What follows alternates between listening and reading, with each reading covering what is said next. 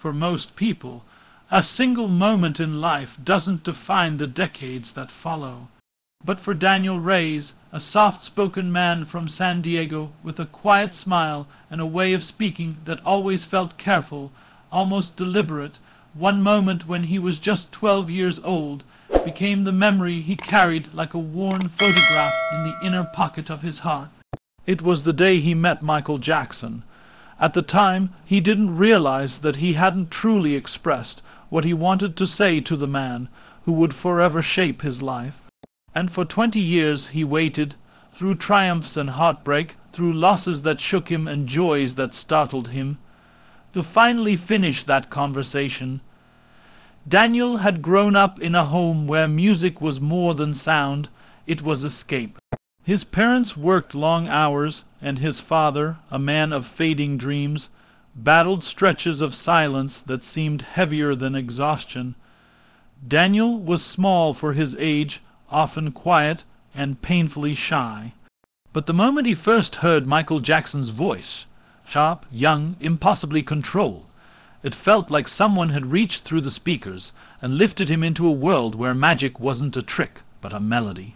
His room became a tiny shrine of posters, taped magazine cutouts, and cassette tapes stacked like treasure.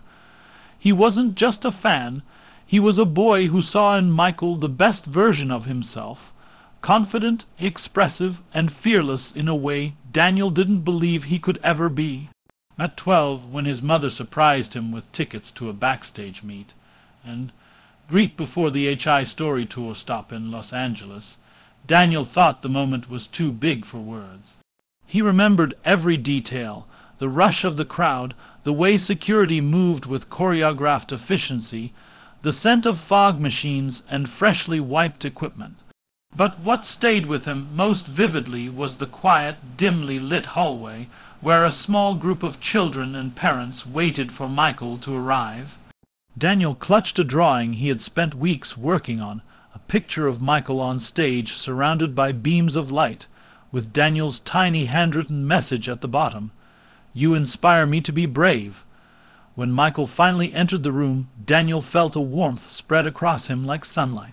Michael was gentle, soft-spoken, with a presence that felt both larger than life and impossibly kind. He greeted every person with patient attention, kneeling to speak to younger children, asking questions, smiling in a way that made everything else fade. When it was Daniel's turn, his mind went blank. His rehearsed speech, every word carefully planned, evaporated. All he managed to do was hand Michael the drawing. Michael studied it with genuine appreciation, complimenting the details, telling Daniel he had real talent. Daniel nodded, his throat tight, unable to say anything meaningful. Before he knew it, the moment was over. Michael hugged him gently, the kind of embrace that felt protective yet brief, and Daniel's mother ushered him away. Later that night, as Michael's performance shook the stadium, Daniel barely processed the show. All he could think about was that he hadn't said thank you. Not the simple thank you for meeting him, but the deeper one. The thank you for being an anchor in difficult times, for helping him feel seen when the world felt overwhelming, for giving him courage through songs and performances that felt like secret letters written just for him. It gnawed at him for years afterward, an unfinished sentence lodged in his memory like a pebble in a shoe. Daniel grew up, but that day stayed with him. He became an illustrator, inspired by the drawing he once handed to Michael.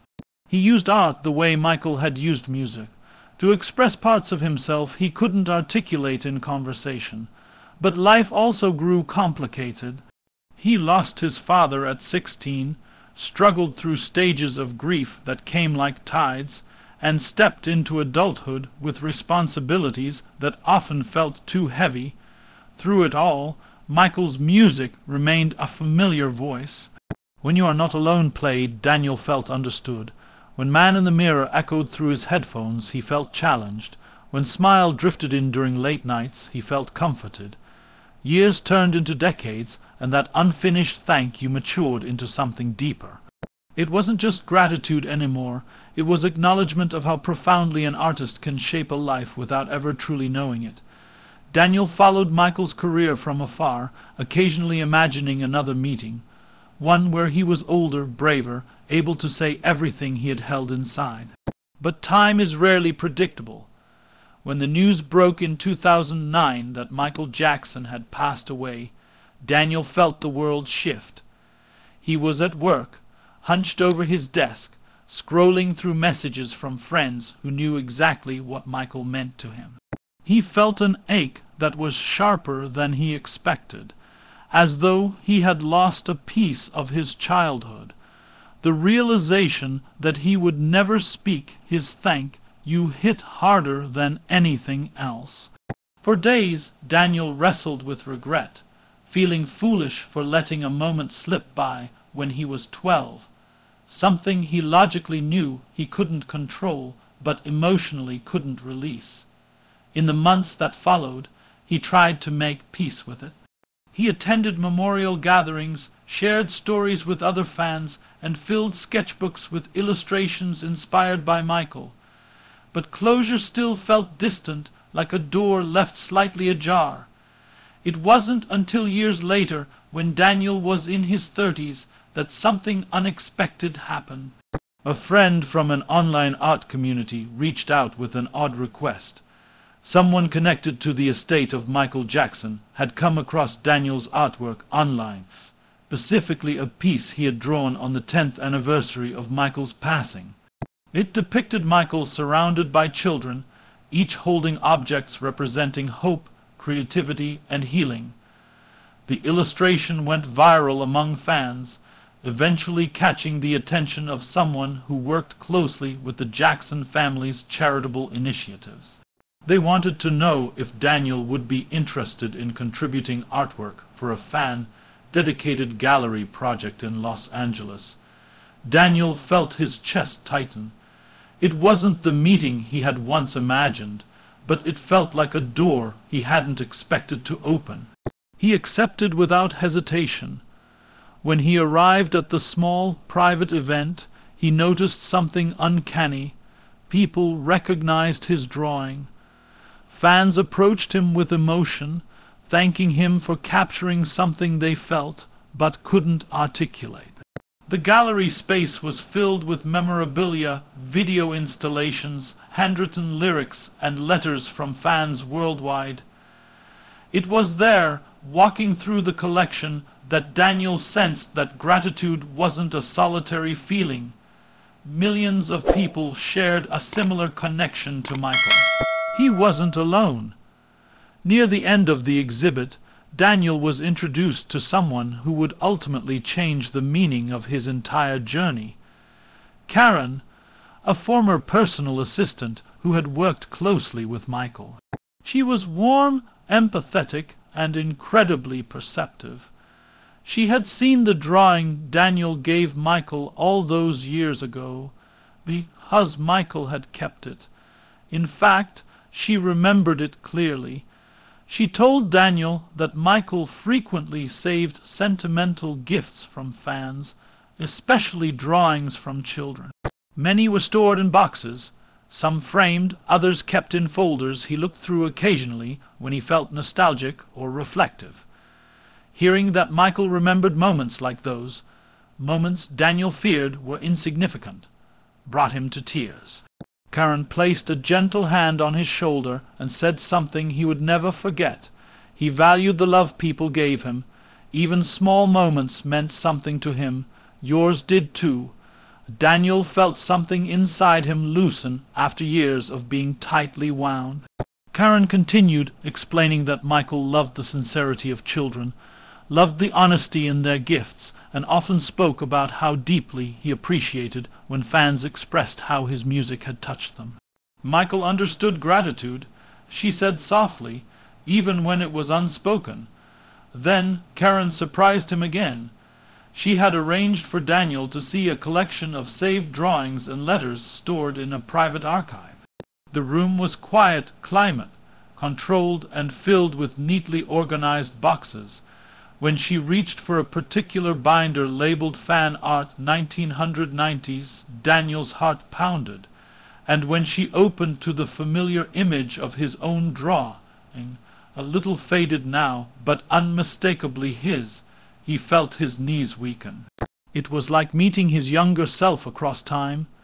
The uneven lines, the careful colors, the earnest message at the bottom, everything was there. Daniel touched the page delicately, as though it might crumble.